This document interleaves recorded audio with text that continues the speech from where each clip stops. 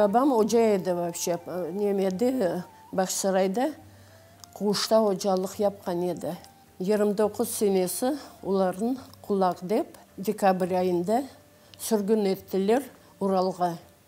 Богослов деген жерге, Нәле-Сапабал. Олар 4 аға қардаш еділер. 4 аға қардашқа 4 десятин ер еді. Onun için құлақ деділер. А так құлақ дегел еділер ебет. 4 ат, 2-3 сығыры бар еді, білмеймін. O kadar canға. Сейтхалимжем офицер еді, onun için onun oturttular türmеге. Ташкенттің түбіне. Анда уже оларға больный бергенде, в общем, бардылары неме достлары билет алдылар билет, а Сейтхалимжем кемеді. Сон қайтардылар билетлерін, бардылар бақма, а өліп қалды. Жүректен өліп қалды.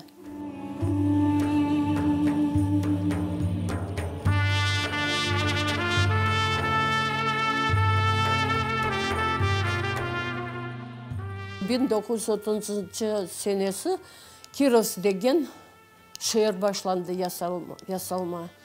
O vaxtı keldiler Kirovskiden немеге, Богословскиге нетілер ада кетседіз, 1 yıldan soң вольный берміз деділер. Суықлар пек балабан. Буранлар, в общем, яйшай шағыреді. Аш ечмейді. Сон хасталандылар, тифтен ятылар. Анам хасталанды, тизем хасталанды, қартбабам хасталанды. Анам 9 бала тапты. 9 баладан біз 3 тане қалдық. Ағам, мен и қардашым, қыз қардашым Зекиге. Балалықта өлділер. Суық бір тараптан, açlıq бір тараптан.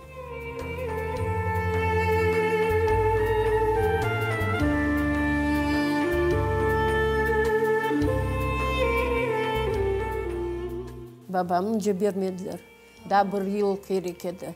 Олар алдатылар бет оларын. 1 yıldan соң вольный паспорт, вольный берміз деп бермеділер.